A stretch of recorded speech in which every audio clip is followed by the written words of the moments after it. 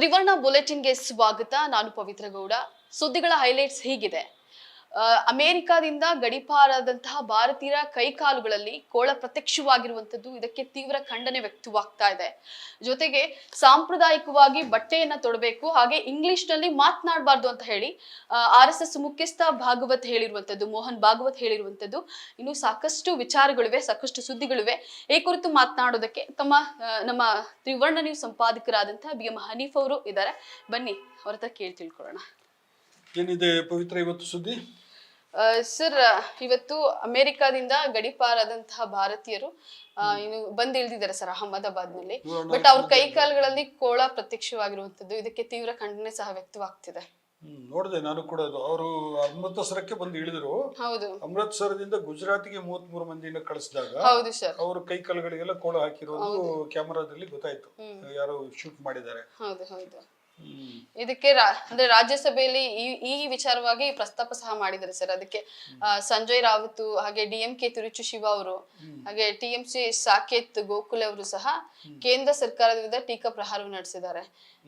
ಮತ್ತೆ ಬೇರೆ ಬೇರೆ ಮಂದಿ, ಪ್ರಿಯಾಂಕಾ ಗಾಂಧಿ ಕೂಡ ಹೇಳಿರುವಂತದ್ದು, ಯಾಕೆ ಮೋದಿ ಅವರು ಅಂದ್ರೆ ಟ್ರಂಪ್ ಜೊತೆ ತುಂಬಾ ಸ್ನೇಹದಿಂದ ಇದಾರಲ್ವಾ, ಈ ರೀತಿಯಾಗಿ ನಡ್ಸ್ಕೊಳ್ಳೋದು ಸರಿನಾ ಅಂತ ಹೇಳಿ ಪ್ರಿಯಾಂಕಾ ಗಾಂಧಿ ಕೇಳಿರುವಂತದ್ದು. ಇದಕ್ಕೆ ವಿದೇಶಾಂಗ ಸಚಿವ ಜೈಶಂಕರ್ ಕೂಡ ಹೇಳ್ತಿರೋದು, 2009ರಿಂದನೂ ಈ ರೀತಿನೇ ಕಳಿಸ್ಕೊಡ್ತಾರೆ, ಬಟ್ ನಾರ್ಮಲ್ ವಿಮಾನದಲ್ಲಿ ಕಳಿಸ್ಕೊಡ್ತಾರೆ. ಈ ಸತಿ ಅಂದ್ರೆ ನಾಗರಿಕ ವಿಮಾನಗಳಲ್ಲಿ ಕಳಿಸ್ಕೊಟ್ಟಿಲ್ಲ ಅಂತ ಹೇಳಿ. ಇವರು ಭಾರತದವರು ಸ್ವಲ್ಪ ಅಮೆರಿಕದವ್ರ ಜೊತೆಗೆ ಅಷ್ಟೆಲ್ಲ ಹೆದರ್ಬೇಕಾದ ಅಥವಾ ಬಹಳ ಭಯದಿಂದ ಇರ್ಬೇಕಾದಂತ ಒಂದು ಅಗತ್ಯ ಇಲ್ಲ ಅಂತ ಅನಿಸ್ತದೆ. ನಿನ್ನೆಯಿಂದ ಏನು ಇವತ್ತೆಲ್ಲ ಸುದ್ದಿಗಳನ್ನ ಗಮನಿಸಿದ್ರೆ ಕೊಲಂಬಿಯಾದವರಿಗೂ ಕಳಿಸ್ಕೊಟ್ಟಿದ್ದಾರೆ. ಕೊಲಂಬಿಯಾದವರು ಸ್ಪಷ್ಟವಾಗಿ ಹೇಳಿದ್ದಾರೆ, ನಿಮ್ಮ ಮಿಲಿಟರಿ ವಿಮಾನದಲ್ಲಿ ಕಳಿಸ್ಕೊಡ್ಬೇಡಿ, ನಾವೇ ವಿಮಾನ ಕಳಿಸ್ಕೊಡ್ತೀವಿ ಅಂತ ಹೇಳಿದ್ದಾರೆ ಕೊಲಂಬಿಯಾದವರು. ಈ ಸಲ, ಹಿಂದಿನ ಸಲ ಬೇರೆ ದೇಶದವರು ಯಾರೋ ಒಂದು ಅದೇ ತರ ಕೆನಡಾದವರು ಆ ತರ ಮಾಡಿದ್ರು. ಹಿಂದಿನ ವರ್ಷನೇನು ಈ ತರ ವರದಿಯಾಗಿತ್ತು. ಕೆನಡಾದಿಂದ ಅಕ್ರಮ ವಾಸಿಗಳು ಯಾರು ಅಮೆರಿಕದಲ್ಲಿದ್ದಾರೆ ಅವರನ್ನು ವಾಪಸ್ ಕಳಿಸ್ಬೇಕು ಅಂದಾಗ ಕೆನಡಾದವ್ರು ಒಪ್ಲಿಲ್ಲ. ವಿಮಾನ ಇವ್ರದ್ದು ಮಿಲಿಟರಿ ವಿಮಾನ ನಿಮ್ದು ನಮ್ಮಲ್ಲಿ ಇಳಿಲಿಕ್ಕೆ ಬಿಡಲ್ಲ ಅಂತ ಹೇಳ್ಬಿಟ್ಟು ವಾಪಸ್ ಕಳಿಸಿದ್ರು. ಆಮೇಲೆ ಅವರ ವಿಮಾನನ ಕಳಿಸ್ಕೊಟ್ರು ಅವರು ಸ್ಪೆಷಲ್ ಭಾರತದವ್ರು ಕಳಿಸ್ಕೊಡ್ಬೋದಾಗಿತ್ತು, ಹೇಳ್ಬೇಕಾಗಿತ್ತು. ಟ್ರಂಪ್ಗೆ ಬಹಳ ಗಟ್ಟಿಯಾಗಿ ಮಾತಾಡ್ಬೇಕಲ್ವ ಇವರು. ಜೈಶಂಕರ್ ಅವರು ಬಹಳ ಮೃದು ಮಾತಿನವರು, ಆದ್ರೆ ಮೋದಿ ಅವರು ಒಳ್ಳೆ ಸ್ನೇಹಿತರಲ್ವ ಅವರು. ಟ್ರಂಪ್ ಅವರು ಹೇಳ್ಬೇಕಾಗಿತ್ತು, ಈ ತರ ಅಮಾನವೀಯ ನಡ್ಸ್ಕೊಳ್ಬೇಡಿ. ಆಮೇಲೆ ನಮ್ಮಲ್ಲಿ ಇದೆ, ನಮ್ ಬೇಕಾದಷ್ಟು ವಿಮಾನಗಳಿದೆ, ನಮ್ದು ವಿಮಾನ ಕಳ್ಸ್ಕೊಡ್ಬೋದಲ್ವ ನಾವು. ಇದಕ್ಕೆ ಅಂತಾರಾಷ್ಟ್ರೀಯ ಕಾನೂನು ಏನು ಇಲ್ವಾ ಸರ್? ಕಾನೂನು ಇದೆ. ಟ್ರಂಪ್ ಅವರು ಈಗ ಅವರೇ ಒಂದು ಕಾನೂನು ತರ ಮಾತಾಡ್ತಾ ಇದಾರಲ್ಲ, ಅವರು ಸ್ವಲ್ಪ ಡಿಕ್ಟೇಟರ್ ತರ ವರ್ತಿಸ್ತಾರೆ. ಅವ್ರಿಗೆ ಏನಂದ್ರೆ, ನಾವು ಅಮೆರಿಕದವರು ಅಕ್ರಮ ವಲಸಿಗರನ್ನ ಇನ್ನು ಮುಂದೆ ಸಹಿಸೋದಿಲ್ಲ, ನಮ್ಮ ವಲಸೆ ನೀತಿಯನ್ನ ಬಹಳ ಸ್ಟ್ರಿಕ್ಟ್ ಮಾಡಿದ್ದೇವೆ ಅನ್ನೋದನ್ನ ಜಗತ್ತಿಗೆ ತೋರಿಸ್ಕೊಡ್ಬೇಕಾಗಿತ್ತು ಅವರಿಗೆ. ಅದಕ್ಕೆ ಇದು ಇಲ್ಲಿ ಮಾತ್ರ ಅಲ್ಲ, ಪೆರುಗೆ ಕಳಿಸೋದನ್ನು ಹಂಗೆ ಮಾಡಿದ್ದಾರೆ, ಕೊಲಂಬಿಯಾಗೆ ಕಳಿಸೋದನ್ನು ಹಂಗೆ ಬಹಳ ದೇಶಗಳಿಗೆ ಕಳಿಸ್ಕೊಟ್ಟಿದ್ದಾರೆ ಅವರು. ಈಕ್ವೆಡಾರು, ಪೆರು ಮತ್ತಿತರ ಸಣ್ಣ ಪುಟ್ಟ ದೇಶಗಳಿಗೆಲ್ಲ ಕಳ್ಸಿಕೊಟ್ಟಿದ್ದಾರೆ ಅಕ್ರಮವಾಗಿ ಅಲ್ಲಿ ಇದ್ದವರನ್ನ, ಎಲ್ಲರನ್ನ ಮಿಲಿಟರಿ ಇದ್ರಲ್ಲಿ ಕಳ್ಸಿಕೊಟ್ಟಿದ್ದಾರೆ. ಕೊಲಂಬಿಯಾದವರು ಇಲ್ಲ, ನಾವು ಮಿಲಿಟರಿ ವಿಮಾನವನ್ನ ನಾವು ಇಲ್ಲಿ ಇಳಿಲಿಕ್ಕೆ ಬಿಡೋದಿಲ್ಲ, ನಾವೇ ವಿಮಾನ ಕಳ್ಸಿಕೊಡ್ತೀವಿ, ನಮ್ಮ ದೇಶದ ಇವರಿಗೆ ಅಕ್ರಮವಾಸಿಗಳಿಗೆ ಕರ್ಕೊಂಡು ಬರ್ತೀವಿ ಅಂತ ಹೇಳಿದ್ದಾರೆ. ಇದಕ್ಕೆ ಶಶಿ ತರೂರ್ ಕೂಡ ಅಂದ್ರೆ ಖಂಡನೆ ವ್ಯಕ್ತಪಡಿಸಿದ್ದಾರೆ. ಅದೇ ಶಶಿ ತರೂರ್ ಈ ರೀತಿಯಾಗಿ ನಡ್ಸ್ಕೊಳ್ಳೋದು ಎಷ್ಟು ಸರಿ ಅಂತ ಹೇಳಿ ಖಂಡನೆ ವ್ಯಕ್ತಪಡಿಸಿರುವಂತದ್ದು ಸರ್. ಇಲ್ಲ, ತಪ್ಪದು. ಅದ್ರ ಬಗ್ಗೆ ಈಗ ಮಾತಾಡ್ಬೇಕು. ಯಾಕಂದ್ರೆ ಮೋದಿ ಅವರು ಫೆಬ್ರವರಿ 13-14ನೇ ತಾರೀಕು ಅಮೆರಿಕಕ್ಕೆ ಹೋಗ್ತಾರೆ. ಟ್ರಂಪ್ ಅವ್ರ ಜೊತೆ ಮಾತುಕತೆ ಇದೆ. ಈ ವಿಷಯವನ್ನ ಸ್ವಲ್ಪ ಗಂಭೀರವಾಗಿ ಸೀರಿಯಸ್ ಆಗಿ ಅವ್ರು ಮಾತಾಡ್ಬೇಕಾಗತ್ತೆ. ಯಾಕಂತ ಹೇಳಿದ್ರೆ ಇನ್ನೂ ಸಾವಿರಾರು ಜನ ಬರೋರು ಇದ್ದಾರೆ. ಈಗಾಗಲೇ 18,000 ಭಾರತೀಯರದ್ದು ಪಟ್ಟಿ ಮಾಡಿದ್ದಾರೆ. ಹೌದೌದು, ಪಟ್ಟಿ ಮಾಡಿದ್ರೆ ಅವ್ರ ಹೆಸರೆಲ್ಲ ಇದೆ. 20,000ದಲ್ಲಿ 18,000 ಜನರ ಹೆಸರು ಗುರುತಿಸಲಾಗಿದೆ. ಅವರೆಲ್ಲ ಬರ್ಬೇಕೀಗ. ಪ್ರತಿದಿನ ಬರ್ತಾರ ಅಲ್ಲ ವಾರಕ್ಕೊಂದ್ಸಲ ಬರ್ತಾರ ಏನು ಅಂತ ಗೊತ್ತಿಲ್ಲ. ಆಮೇಲೆ 7,25,000 ಜನ ಅಕ್ರಮ ವಲಸಿಗರು ಅಮೆರಿಕದಲ್ಲಿದ್ದಾರೆ, ಭಾರತೀಯರು, ಬರೇ ಭಾರತೀಯರು. ಅವರಷ್ಟು ಮಂದಿನ ವಾಪಸ್ ಕಳಿಸ್ತಾರೆ ಅಂತ ಹೇಳಿ ಆದ್ರೆ ಅದು ಎಷ್ಟು ದಿವಸ ಹಿಡಿಬಹುದು ಮತ್ತು ಯಾವ ತರ ಕಳಿಸ್ತಾರೆ, ಪ್ರತಿಯೊಬ್ಬರನ್ನ ಇದೇ ತರ ಕಳಿಸ್ತಾರ? ಸ್ವಲ್ಪ ಬಹಳ ಗಂಭೀರವಾದಂತ ವಿಷಯ. ನಮ್ಮ ಸರ್ಕಾರ, ಕೇಂದ್ರ ಸರ್ಕಾರ ಇಷ್ಟೆಲ್ಲ ಬೆನ್ನೆಲುಬಿಲ್ಲದ ತರ ವರ್ತಿಸಿದ್ರೆ ಸರಿಯಲ್ಲ. ಅದು ಗಟ್ಟಿಯಾಗಿ ಮಾತಾಡ್ಬೇಕು ಅದನ್ನ. ದೇಶದ ಘನತೆ ಪ್ರಶ್ನೆ ಅಲ್ವಾ ಅದು.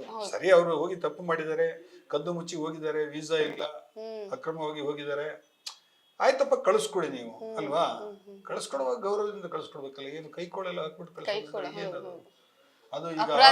ಈಗ ಅವ್ರು ಇಲ್ಲಿ ಬಂದು ಇಳಿತಾರೆ, ಅಹಮದಾಬಾದ್ ನಲ್ಲಿ ಬಂದು ಇಳಿದ್ರು, ಸಂಬಂಧಿಕರು ವಿಮಾನ ನಿಲ್ದಾಣಕ್ಕೆ ಬಂದಿರ್ತಾರೆ. ಏನ್ ಅಸಹ್ಯ ಅಲ್ವಾ ಅದು. ಏನೋ ಆಯ್ತು, ಇಲ್ಲಿ ಕೆಲಸ ಸಿಗ್ಲಿಲ್ಲ ಅಥವಾ ಸ್ವಲ್ಪ ಬೇಗ ದುಡ್ಡು ಮಾಡೋಣ ಅಂತ ಹೇಳ್ಬಿಟ್ಟು ಹೋಗಿದ್ದಾರೆ. ತಪ್ಪು ಮಾಡಿರೋದು ನಿಜ. ಅವರು ವಾಪಸ್ ಕಳಿಸ್ತಾರೆ, ಬೇಕಾದ್ರೆ ಶಿಕ್ಷೆ ಕೊಡ್ಲಿ, ವಿಧಿಸ್ಲಿ. ವಲಸೆ ಕಾನೂನುಗಳನ್ನು ಉಲ್ಲಂಘಿಸಿದ್ದಾರೆ ಅಂತ ಹೇಳ್ಬಿಟ್ಟು ಈ ತರ ಎಲ್ಲ ಮಾಡಬಾರ್ದು. ಈಗ ಅವರದ್ದು ಪುನರ್ವಸತಿ ಸಮಸ್ಯೆ ಕೂಡ ಬರುತ್ತೆ ನಮಗೆ ಭಾರತಕ್ಕೆ. 7.25 ಲಕ್ಷ ಜನ ಬಂದ್ರೆ ಆ 7.25 ಲಕ್ಷ ಜನರಿಗೆ ಉದ್ಯೋಗ ಏನ್ ಮಾಡ್ತಾರೆ, ಎಲ್ಲಿ ಅವ್ರನ್ನ ಇದು ಮಾಡೋದು? ಹೈಯೆಸ್ಟ್ ಗುಜರಾತ್ನವರೇ ಇದ್ದಾರೆ. ಅದು ಸರಿ, ಅಂದ್ರೆ ಈ ಕಾನೂನು ಅವ್ರು ಮೊದಲೇ ಸ್ಟ್ರಿಕ್ಟ್ ಮಾಡಿರ್ಬೇಕಾಗಿತ್ತು ಅಂತ ಅಲ್ವಾ ಸರ್? ಈಗ 7.25 ಲಕ್ಷ ಜನ ಅಂದ್ರೆ ಅಲ್ಲಿ ಇದಾರೆ ಅಲ್ಲ, ಅಲ್ಲಿ ಇನ್ನೂ ಇದ್ದಾರೆ, ತುಂಬಾ ಮಂದಿ ಇದ್ದಾರೆ. ಒಟ್ಟಾರೆ ಅಮೆರಿಕದಲ್ಲಿ ಭಾರತದ ಸುಮಾರು 51 ಲಕ್ಷ ಜನ ಇದ್ದಾರೆ. ಎಲ್ಲರೂ ಸರಿಯಾದ ರೀತಿಯಲ್ಲಿ ಹೋಗಿದ್ದಾರೆ. ಬಹಳ ಮಂದಿ ಏನು ತಪ್ಪು ಗಿಪ್ಪು ಮಾಡಿ ಹೋಗಿಲ್ಲ. ಒಳ್ಳೆ ಉದ್ಯೋಗ, ಒಳ್ಳೆ ಶಿಕ್ಷಣ ಎಲ್ಲ ಇಟ್ಕೊಂಡು ಹೋಗಿ ಒಳ್ಳೆ ಕೆಲಸದಲ್ಲಿ ಇದ್ದಾರೆ. ಈ ರೀತಿ ಅಕ್ರಮವಾಗಿ ಹೋಗೋದ್ರಿಂದ ಭಾರತೀಯರಿಗೆ ಒಂದು ಕೆಟ್ಟ ಹೆಸರು ಬರುತ್ತೆ. ಎರಡನೇದು, ಅಲ್ಲಿದ್ದಂತ ಭಾರತೀಯರು ಇದ್ದಾರಲ್ಲ ಸರಿಯಾಗಿ ಹೋಗಿರೋರು, ಅವರಿಗೂ ನಾಳೆ ಸಮಸ್ಯೆಗಳು ಬರ್ಬೋದು. ಇದು ಹೋಗಿರೋದು ತಪ್ಪದು. ಆದ್ರೆ ಕಳ್ಸಿಕೊಡುವಾಗ ಆಯ್ತಪ್ಪ, ಅವ್ರು ಏನು ಬಡಪಾಯಿಗಳು ಆಯ್ತು ಹೋಗಿದ್ದಾರೆ, ನೀವು ವಾಪಸ್ ಮರ್ಯಾದೆಯಿಂದ ಕಳ್ಸಿಕೊಡ್ಬೋದಲ್ಲ. ಯಾಕೆ ಕೈಕೊಳ್ಳಲ್ಲ? ಏನು ಓಡೋಗ್ತಾರೆ ಇಲ್ಲಿಂದ ಇಳಿದ ತಕ್ಷಣ? ಏನು ಅಹಮದಾಬಾದ್ಲಿ ಇಳಿದ ತಕ್ಷಣ ಓಡೋಗ್ಬಿಡ್ತಾರೆ ಅವರು? ಓಡೋದ್ರೆ ಹೋಗ್ಲಿ, ಭಾರತದಲ್ಲಲ್ವ ಓಡೋದವರು, ಅಮೆರಿಕಕ್ಕೆ ಅಂತ ತೊಂದ್ರೆ ಅಲ್ವಾ? ಟ್ರಂಪ್ ಸ್ವಲ್ಪ ಡಿಕ್ಟೇಟರ್ ತರನೇ ಹಂಗೆ ಬಿಹೇವ್ ಮಾಡ್ತಾರೆ ಅವರು. ಸರ್, ಜೊತೆಲಿ ಹಿಂದೂಗಳು ಇಂಗ್ಲಿಷ್ ಮಾತನಾಡಬಾರ್ದು, ಹಾಗೆ ಸಾಂಪ್ರದಾಯಿಕ ಉಡುಗೆ ತೊಡಿಸಬಾರ್ದು ಅಂತ ಹೇಳ್ಬಿಟ್ಟು ಯಾವ ಭಾಷೆ ಮಾತಾಡ್ಬೇಕಂತೆ ಅದೇ ಸರ್ ಹೇಳಿದಾರೆ ಅದ್ರಲ್ಲಿ. ಹಾ ಸರ್, ಹೇಳಿದ್ದಾರೆ RSS ಮುಖ್ಯಸ್ಥ ಮೋಹನ್ ಭಾಗವತ್ ಅವರು. ಇಲ್ಲ, ಮೋಹನ್ ಭಾಗವತ್ ಅವರು ಒಂದೊಂದ್ಸಲ ಹುಚ್ಚುಚ್ಚಾರೆ ಮಾತಾಡ್ತಾರೆ, ಕೆಲವು ಸಲ ಸರಿಯಾಗಿ ಮಾತಾಡ್ತಾರೆ. ಈಗ ಅವರು ಹೇಳಿರೋ ಸ್ಟೇಟ್ಮೆಂಟ್ ಅಲ್ಲಿ ಕೆಲವು ವಿಷಯಗಳು ಸರಿಯಪ್ಪ ಅವ್ರು ಹೇಳಿರೋದು. ಏನಂತ ಹೇಳಿದ್ರೆ, ಏನಲ್ಲಿ ಪಟ್ಟಣಂತಿಟ್ಟ ಜಿಲ್ಲೆಯ ಚೆರುಕುಳ್ಪುಲದಲ್ಲಿ ಹಿಂದೂ ಸಮಾವೇಶದ ಭಾಗವಾಗಿ ನಡೆಯುತ್ತಿರುವ ಹಿಂದೂ ಏಕತಾ ಸಮ್ಮೇಳನ ಉದ್ಘಾಟಿಸಿ ಮಾತನಾಡಿದರು. ಹಿಂದೂಗಳು ಧರ್ಮ, ಸತ್ಯ, ದಯೆ, ನೈರ್ಮಲ್ಯ ಮತ್ತು ಧ್ಯಾನ ಎಂಬ 4 ಸ್ತಂಭಗಳ ಮೇಲೆ ಸ್ಥಾಪಿತವಾಗಿದೆ ಹಿಂದೂ ಧರ್ಮ. ಹಿಂದೂ ಧರ್ಮವು ಸತ್ಯ, ದಯೆ, ನೈರ್ಮಲ್ಯ ಮತ್ತು ಧ್ಯಾನ ಎಂಬ 4 ಸ್ತಂಭಗಳ ಮೇಲೆ ಸ್ಥಾಪಿತವಾಗಿದೆ. ಸರಿ, ಒಳ್ಳೆ ಮಾತನ್ನೇ ಹೇಳಿದ್ದಾರೆ ಅವರು. ಜಾತಿ ಆಧಾರಿತ ಶ್ರೇಣಿ ವ್ಯವಸ್ಥೆಗೆ ಹಿಂದೂ ಧರ್ಮದ ಮೂಲಭೂತ ಚೌಕಟ್ಟಿನೊಳಗೆ ಯಾವುದೇ ಸ್ಥಾನವಿಲ್ಲ. ಇದು ಬಹಳ ಮುಖ್ಯವಾದಂತ ಮಾತು ಅವರು ಹೇಳಿರೋದು. ಯಾಕಂತ ಹೇಳಿದ್ರೆ ಚಾತುರ್ವರ್ಣ ಪದ್ಧತಿ ಇದೆಯಲ್ಲ ಈಗ ಇವತ್ತು ನಮ್ಮ ಧರ್ಮದಲ್ಲಿ, ಅದು ಇಲ್ಲ, ಮೂಲಭೂತವಾಗಿ ಅದು ಇಲ್ಲ ಅನ್ನುವಂತ ಮಾತನ್ನ ಹೇಳಿದ್ದಾರೆ. ಅದೆಲ್ಲ ಸರಿ ಇದೆ. ಪ್ರತಿ ಮನೆಯಲ್ಲಿ ವಾರಕ್ಕೊಮ್ಮೆ ಆದ್ರೂ ಎಲ್ಲರೂ ಒಟ್ಟುಗೂಡಿ ಪ್ರಾರ್ಥನೆ ಸಲ್ಲಿಸಬೇಕು, ತಮ್ಮ ಜೀವನ ಶೈಲಿ ಸಂಪ್ರದಾಯಕ್ಕೆ ಅನುಗುಣವಾಗಿದೆ ಎಂದು ಚರ್ಚಿಸಬೇಕು. ಒಳ್ಳೆ, ಆದ್ರೆ ಇಂಗ್ಲಿಷ್ ಮಾತನಾಡಬಾರದು, ಸಾಂಪ್ರದಾಯಿಕ ಉಡುಗೆಯನ್ನೇ ಧರಿಸಬೇಕು. ಈ ಸಾಂಪ್ರದಾಯಿಕ ಉಡುಗೆ ಅಂದ್ರೆ ಏನು? ಆಮೇಲೆ ಇಂಗ್ಲಿಷ್ ಮಾತಾಡಿದ್ರೆ ಏನಾಗುತ್ತೆ? ಈಗ ಲಕ್ಷಾಂತರ ಜನ ಹಿಂದೂಗಳಿಗೆ ಅಮೆರಿಕದ ಮಾತಾಡಿದ್ವಲ್ಲ ನಾವು, ಅವರೇನು ಇಂಗ್ಲಿಷ್ ಗೊತ್ತಿದ್ರಿಂದ ತಾನೆ ಅಮೆರಿಕಕ್ಕೆ ಹೋಗಿರೋದು ದುಡಿಯೋದಕ್ಕೆ ಅಲ್ವಾ? ಲಕ್ಷಾಂತರ ಹಿಂದೂಗಳು ಹೋಗಿಲ್ಲ, 51 ಲಕ್ಷ ಜನ ಇದ್ದಾರೆ ಇಲ್ಲಿ. Majority of their Hindus. English ಮಾತಾಡಿದ್ರೆ ತಪ್ಪೇನಿದೆ? ಇಂಗ್ಲಿಷ್ ಕಲ್ತ್ಕೋಬೇಕಲ್ವ ನಾವು? ನಮ್ಮ ಮಾತೃಭಾಷೆಯನ್ನ ನಮ್ಮ ರಾಜ್ಯದಲ್ಲಿ ನಾವು ಬಳಸಬೇಕು ಅನ್ನೋದು ಸರಿ. ಆದ್ರೆ ನೀವು ಹಿಂದೂಗಳಾದ್ರೆ ನೀವು ಇಂಗ್ಲಿಷ್ ಮಾತಾಡಬಾರದು ಅಂತ ಹೇಳಿದ್ರೆ ಅದು ಏನ್ ಮಿಸ್ಕೋಟ್ ಆಗಿದೆ ಏನೋ ಗೊತ್ತಿಲ್ಲ ನನಗೆ, ನೋಡ್ಬೇಕಲ್ಲ ಕರೆಕ್ಟ್ ಆಗಿ ಸ್ಟೇಟ್ಮೆಂಟ್ ಅನ್ನ. ಕೆಲವು ಸಲ ಯಾರೋ ಏನೋ ಹೇಳಿದ್ ಇನ್ನೇನಾಗಿ ಬರುತ್ತೆ. ಆದ್ರೆ ಕೆಲವು ಸಲ ಅವರು ಈ ತರ ಮಾತಾಡ್ತಾರೆ, ಒಂಥರ ವಿಚಿತ್ರವಾಗಿ ಮಾತಾಡ್ತಾರೆ. ಇರ್ಲಿ, ನೆಕ್ಸ್ಟ್. ವೈನಾಡು 3 ಹುಲಿಗಳ ಶವ ಪತ್ತೆ ಸರ್. ವೈನಾಡ್ನಲ್ಲಿ ತನಿಖೆಗೆ ಆದೇಶ ಕೋರಲಾಗಿದೆ ಸರ್. 2 ಬಂದು ಕುರಿಚಾಡು ಅರಣ್ಯ ವ್ಯಾಪ್ತಿಯಲ್ಲಿ ಕಂಡು ಬಂದಿರುತ್ತದೆ. ಇನ್ನೊಂದು ವೈತಿರಿ ಅರಣ್ಯ ವಿಭಾಗದಲ್ಲಿ ಕಾಫಿ ತೋಟದಲ್ಲಿ ಅದು ಕೊಳೆತ ಸ್ಥಿತಿಯಲ್ಲಿ ಶವ ಪತ್ತೆಯಾಗಿರುತ್ತದೆ.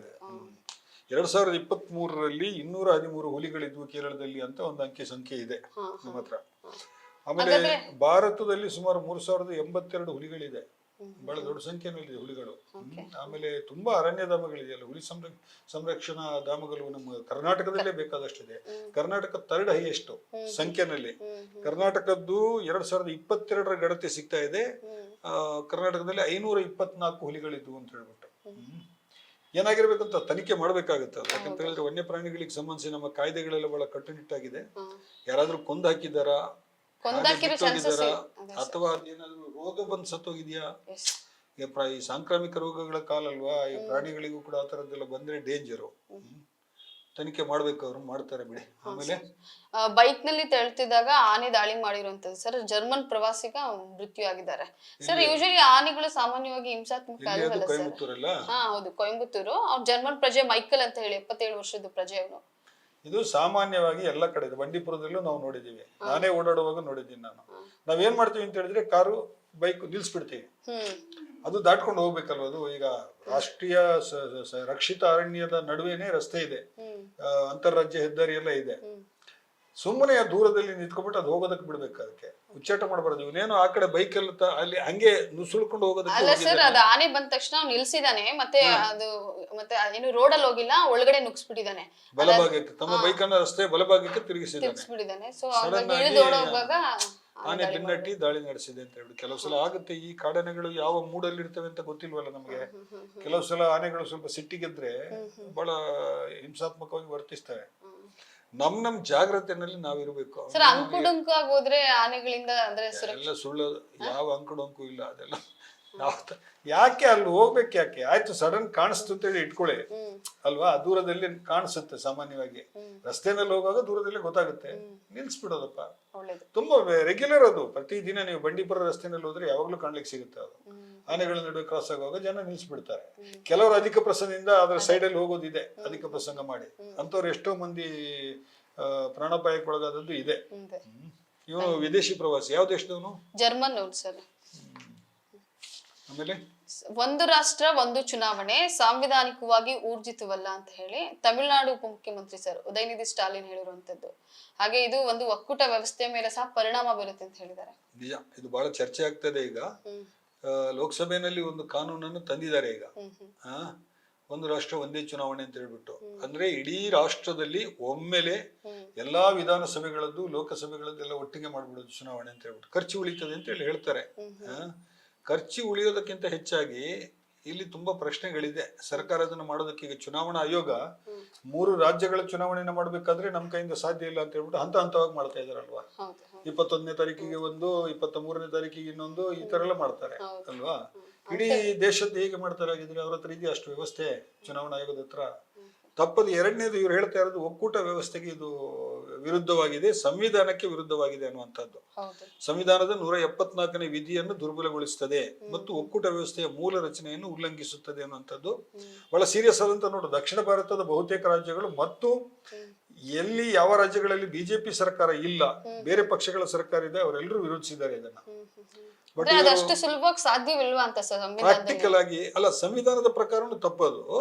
ಪ್ರಾಕ್ಟಿಕಲ್ ಈಗ ಯಾಕೆ ಅಂತ ಹೇಳಿದ್ರೆ, ಈಗ ಒಂದು ಲೋಕಸಭೆ ಚುನಾವಣೆ ವಿಧಾನಸಭೆ ಚುನಾವಣೆ ಒಟ್ಟಿಗೆ ನಡೀತದೆ ಅಂತ ಇಟ್ಕೊಳ್ಳಿ. ಸಾಮಾನ್ಯವಾಗಿ ರಾಜ್ಯಗಳಲ್ಲಿ ಬೇರೆ ಪಕ್ಷದ ಸರ್ಕಾರಗಳಿದೆ.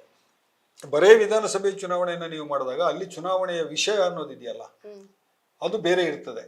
ಆ ರಾಜ್ಯದ ಅಭಿವೃದ್ಧಿ, ಆ ರಾಜ್ಯದ ತೆರಿಗೆ ಪಾಲು, ಆ ರಾಜ್ಯದ ಬೇರೆ ಬೇರೆ ವಿಷಯಗಳು, ಜಲನೀತಿಗೆ ಸಂಬಂಧಿಸಿದ ವಿಷಯಗಳು, ಕೇಂದ್ರ ಮಾಡಿರುವ ಅನ್ಯಾಯ ರಾಜ್ಯಕ್ಕೆ, ಪ್ರತಿಯೊಂದು ರಾಜ್ಯದಲ್ಲೂ ಈ ತರದ ದೂರುಗಳಿದೆ. ಸೊ ವಿಧಾನಸಭೆ ಚುನಾವಣೆಯನ್ನು ನೀವು ಪ್ರತ್ಯೇಕ ಮಾಡಿದ್ರೆ ಈ ವಿಷಯಗಳು ಚರ್ಚೆ ಆಗ್ತವೆ, ಜನ ಅದ್ರ ಮೇಲೆ ಓಟ್ ಹಾಕ್ತಾರೆ. ಲೋಕಸಭೆ ಚುನಾವಣೆ ಬಂದಾಗ ಬಹುತೇಕ ನಾವು ನೋಡಿರೋದು ರಾಷ್ಟ್ರದ ರಕ್ಷಣೆ, ಬಾಹ್ಯ ಬೆದರಿಕೆ ಇಂಥಗಳಿಗೆ ಸಂಬಂಧಿಸಿ ಎಲ್ಲ ಹೆಚ್ಚು ಮಾತಾಡ್ತಾರೆ ಮತ್ತು ಅದರ ಪರವಾಗಿ ಓಟ್ ಹಾಕ್ತಾರೆ ಜನ ಸಾಮಾನ್ಯವಾಗಿ. ಈಗ ನೀವು ಎರಡೂ ಒಟ್ಟಿಗೆ ಮಾಡಿದಾಗ ಏನಾಗುತ್ತೆ, ಜನರಿಗೆ ಕನ್ಫ್ಯೂಷನ್ ಆಗುತ್ತೆ ಅಲ್ವಾ. ಆಮೇಲೆ ಸರಿಯಾದ ನ್ಯಾಯ ಸಿಗಲ್ಲ ರಾಜ್ಯಗಳಿಗೆ. ಯಾವುದೇ ರಾಜ್ಯಗಳಿಗೆ ತಮ್ಮ ಬೇಕಾದ ಸರ್ಕಾರದ ಪಕ್ಷದ ಸರ್ಕಾರವನ್ನು ಆಯ್ಕೆ ಮಾಡುವಂತ ಸ್ವಾತಂತ್ರ್ಯ ಇದೆಯಲ್ವಾ. ಸೊ ಇಲ್ಲಿ ಕನ್ಫ್ಯೂಷನ್ ಕ್ರಿಯೇಟ್ ಮಾಡೋದಕ್ಕೆ ಮಾಡಿದ್ದಾರೆ. ಕರ್ನಾಟಕದಲ್ಲೇ ನೋಡಿ ಸರ್, ಇಲ್ಲಿ ಕಾಂಗ್ರೆಸ್, ಅಲ್ಲಿ ಬಿಜೆಪಿ, ಯಾವಾಗ್ಲೂ ಹಂಗೆ ಇರುತ್ತೆ ನಮ್ದು. ನಾವು ಯಾವಾಗ್ಲೂ ಒಂದು ಅಲ್ಲಿ ಕಾಂಗ್ರೆಸ್ ಬಂದ್ರೆ ಇಲ್ಲಿ ಬೇರೆ ಪಕ್ಷ ಇರುತ್ತೆ, ಈ ತರನು ಮಾಡಿದೀವಿ ನಾವು.